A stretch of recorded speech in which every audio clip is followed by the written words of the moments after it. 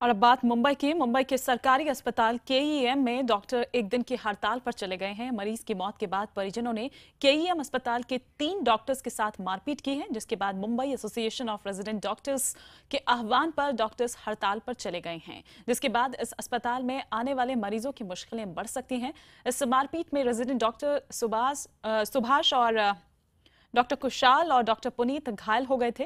बताया जा रहा है कि रात में डेंगू से पीड़ित एक बच्चे को लेकर कुछ लोग आए थे, लेकिन आईसीयू में जगह ना मिलने के चलते बच्चे को जनरल वार्ड में भर्ती किया गया था, लेकिन सुबह 5 बजे बच्चे की मौत हो गई।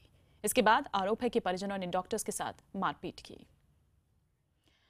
इस खबर पर और विस्तार से बातचीत के लिए मेरे सहयोगी विवेक गुप्ता मेरे साथ जुड़ चुके हैं। विवेक, क्या कह रहे हैं ये डॉक्टर सब, क्या मांग क्या है इनकी?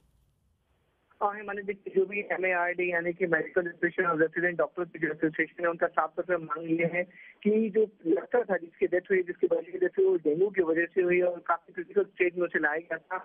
उसमें डॉक्टर कुछ भी नहीं कर सकते थे। उसके बावजूद भी जब वो पीड़ित बच्चे की मौत हो गई, उसके बाद पीड़ित बच्चे के परिजन में गुस्साए लोगों ने 3 डॉक्टरों की जमकर वहाँ पे पिटाई कर दी और उनका पीड़ित परिवार में आरोप था कि डॉक्टरों ने ठीक से इलाज नहीं किया, जिसकी वजह से बच्चे की जान चली गई। इसको लेकर काफी ज्यादा लोग नाराज थे और डॉक्टरों पर आरोप है कि उनको लाठी और लोहे की रॉड से पीटा गया है, काफी बेरहमी से पीटा गया है और उनकी उस पर जान भी जा सकती थी। इसको लेकर काफी ज्यादा नाराज हैं और डॉक्टर प्रशासन के साथ साथ वो लगातार राज्य सरकार की मांग कर रहे हैं कि उनको सुरक्षा दी जाए, क्योंकि ये पहली ऐसी वारदात नहीं है। इससे पहले भी मुंबई के कई सरकारी अस्पताल में डॉक्टर के ऊपर जानलेवा हमला हो चुका है। उसको लेकर मार्च के जो डॉक्टर है, जो रेजिडेंट डॉक्टर है, काफी ज्यादा नाराज है और एक दिन के स्ट्राइक पर चले गए हैं। उनका साफ तौर पर कहना है कि अगर सरकार ने मांगे ठीक से नहीं मांगी और अगर जो आरोपियों ने मारपीट के उनके खिलाफ मामला दर्ज किया तो पूरे राज्य भर में वो करते चले जाएंगे। शुक्रिया विवेक इस तमाम जानकारी के लिए आपका। हालांकि डॉक्टर्स की तरफ से भी लापरवाही देखी जा रही है, जिस तरह से परिवार आरोप लगा रहा है। Pediatric wards, that's ward number 2.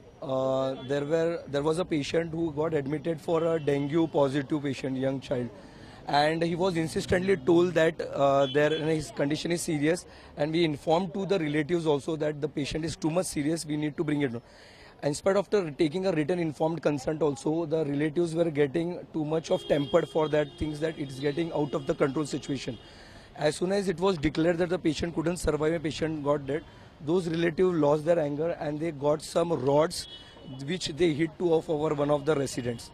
So resident doctors, of the 3 resident doctors, got it badly injured with lots of ecchymosis on them, contusion wounds, head injury, which has led to them probably an contusion injury inside the brains also, and those CTs are going to confirm right now. And in spite of that, the worst thing was that the security which was there was a private security hired by the institutes, and those relatives got the rod baton of those security people only, and they took and they hit it to the resident doctors, which is very affected very badly to the resident doctor.